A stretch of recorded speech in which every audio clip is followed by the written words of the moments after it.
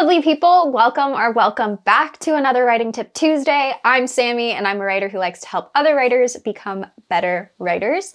This week I would like to talk to you about political systems because I don't feel like there's something that people think very hard about. There are a lot of stories out there that do not necessarily require a political system to be written, but there are some that will benefit a lot from having a base knowledge of different types of political systems and how you can exploit those systems to create conflict and how those certain systems will lead to conflict resolution, if that's what you're looking for. There are a lot of different forms of political structures, but for the sake of simplicity, I'm gonna go based on the sociological bare minimum level and do the introductory types of political systems, which then branch off into more specific ones. If you know the general realm of which political system you are wanting to be in, then you can be more specific out of that category and find the system that will work best for your story. So we're just gonna go through the beginner level introductory chapter, 4 main categories, which are democracy, monarchy, oligarchy, and authoritarianism and/or totalitarianism, which are very tightly tied to each other. Obviously, if your story takes place in a real world with a real political system, with a real structure of their government, you should definitely use the one that exists there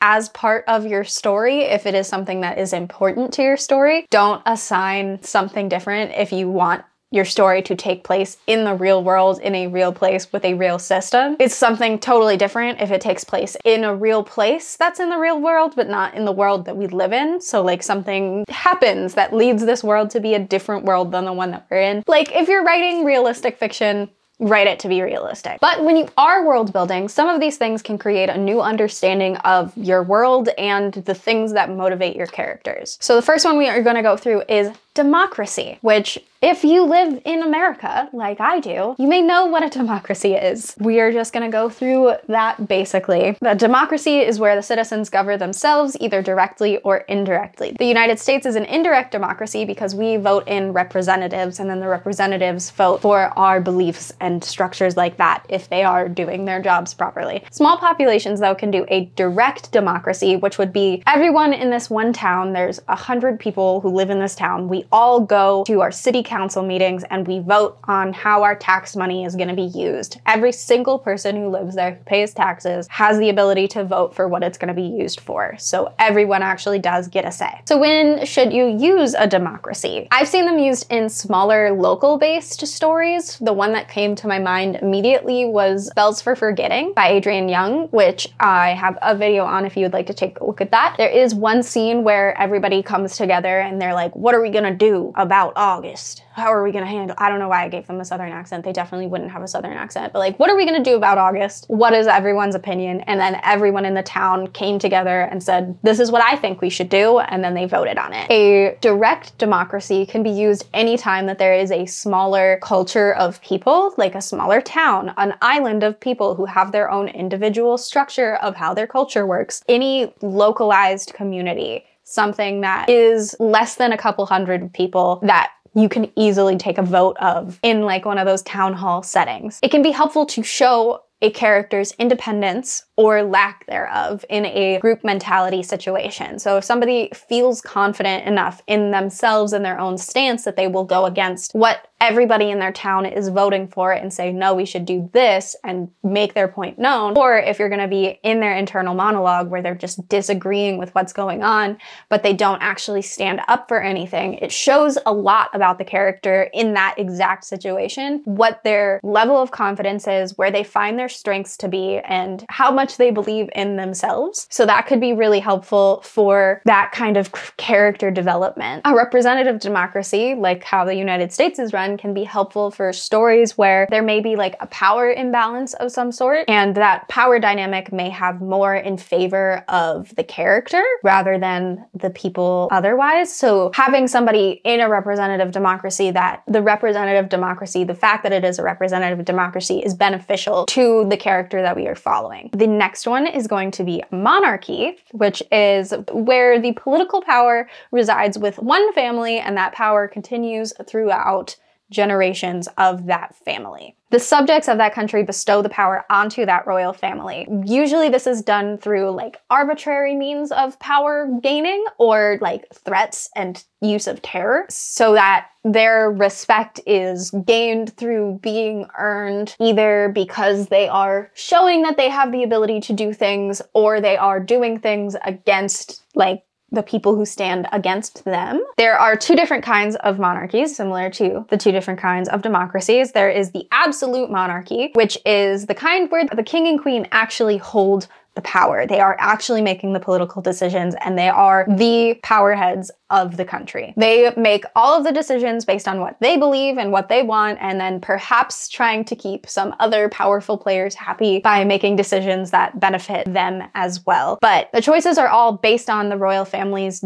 discretion. They make the decisions. Then there is the constitutional monarchy, which is what England is right now, which is a symbolic ceremonial role without any real political power, but you still get all of the benefits of being that figurehead to the country. How are monarchies used in storytelling? I would say that this is probably the most common and easiest political structure to write into any world building story, especially fantasy. There are a lot of kings and queens in fantasy everywhere. The use of an absolute monarchy gives the people who are in the royal family the potential to be both a bad guy or a good guy. They can be the bad guys due to their complete lack of understanding of what the general public goes through, so they make decisions based on what they want, not necessarily the good of their people, and then that stands for them to then be something to rise against if necessary. And they can also be the good guys because they genuinely care about their people and the good of their country, and this is perfect setup for a love interest. Oh, I'm gonna fall in love with the prince, that kind of thing. The use of a constitutional monarchy, I would say these aren't necessarily as explored in fiction because it doesn't give as much agency to the characters to make them as interesting as absolute monarchy would for the sake of fiction, but I would say it behaves similarly to the trope of like the Duke in storytelling, where it's like, I am somebody who has a lot of money and a lot of benefit, and I don't necessarily have to work for any of the things that I have, but I have them, and then people have to respect me even though I have no real responsibilities myself, which is like the ideal life. If there's ever an option for one, that is the dream life, is having a bunch of money, having a bunch of respect, and not having to worry about it. It's more so, I would guess, in like romance, where like you just have this guy who's like great, but can dedicate all of his time to you because he's rich and he's got all of this respect and all of that stuff. So any story that has like a duke or a duchess as one of their main characters, I would associate that with something more of a constitutional monarchy, because they aren't really giving them as much agency into governing so much as just being a figurehead in charge of their domain. The next political system we're going to talk about is an oligarchy, which is power held by a small elite group. Typically, they achieve that power through military might, economic power, and the likes. This is not a typically prideful type of government. No country that has an oligarchy is going to be like, yeah, we're run through an oligarchy, because that's something that people don't like, because it's a group of people who are basically like the richest people possible in that country, and then they are saying that we're going to make all of the decisions based on what benefits us the most, which leads to the people who are lower and middle class people never having the opportunity to increase their quality of life or their status in life, because their system is structured so that people who are poor remain poor and the people who are rich get richer. Typically, the term oligarchy is associated with a corrupt government. So why would you use an oligarchy in your story? It's a really great way to create a difficult to escape system of oppression, where there are people who are in charge of the situation, are desperate for you to remain oppressed. It's the kind of world where there really seems like there is no hope for a better life in any way possible. I definitely think that like a dystopian type of story would thrive in this type of government, and stories that have heroes that are Robin Hood-esque, where they're stealing from the rich and giving to the poor, would have more merit in this type of world, where the rich are gonna stay rich and the poor are gonna stay poor. It would be kind of a morally justifiable status to be in, and a fight that's worth fighting from the perspective of a reader. It's the kind of story where it's really difficult for one person to make any kind of major change. And the last political system that we're gonna talk about are authoritarian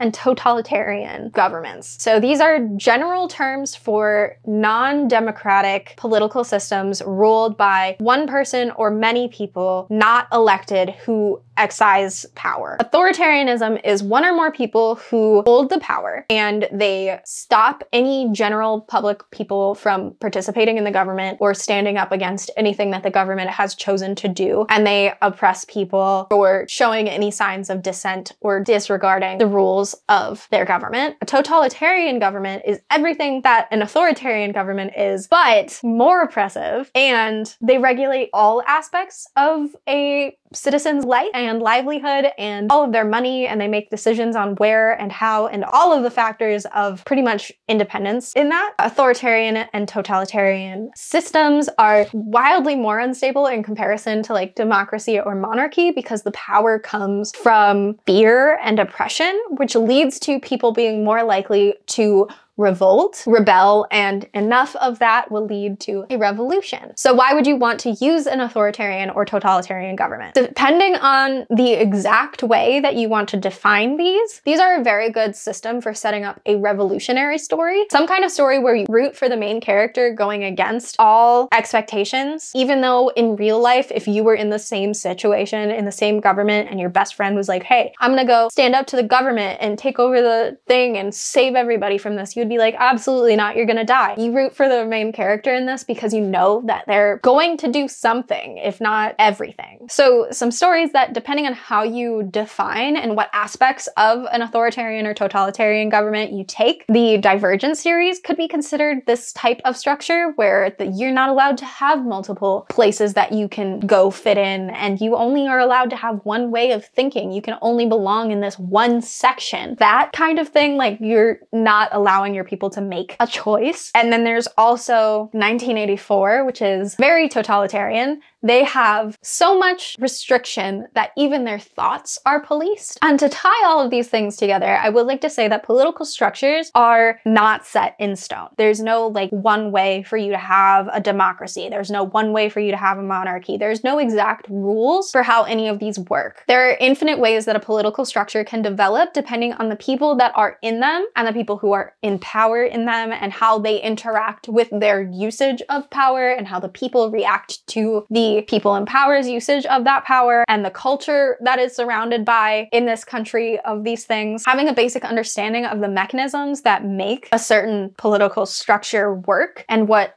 the tropes of those things are and how those can lead into a story, how the characters may interact with them, how you can lead a character to respond in a certain way due to the political structure that they are living in, you can lead into a more complex world building system that doesn't necessarily take a lot more work. It just takes a basic understanding of how a government can influence how the people in the world act and behave, which may not actually be that much upfront effort, so much as just seeing on the Wikipedia page, I want to do a monarchy and I want it to be an absolute monarchy, but I want it to be like a little bit more chaotic than that. So you go to the Wikipedia page of political systems and you look into the monarchies and you see which one aligns best with what you're trying to do, and then you mash it into what you need it to be. It's very malleable and it's very relative to the people who are going to be in it, but having that jumping off point of knowing what type of structure and how that influences the story and the people in the story may be super helpful for creating that. But that is all that I've got for you today. If you enjoyed this video, please leave a like. It'll really help me out. If you don't want to miss any of my uploads, hit that subscribe button and the notification bell next to it. I'm here every Tuesday and Saturday for Writing Tip Tuesdays and Story Study Saturdays, so I will be back here on Saturday. Let me know in the comments what your favorite political structure is to read in books.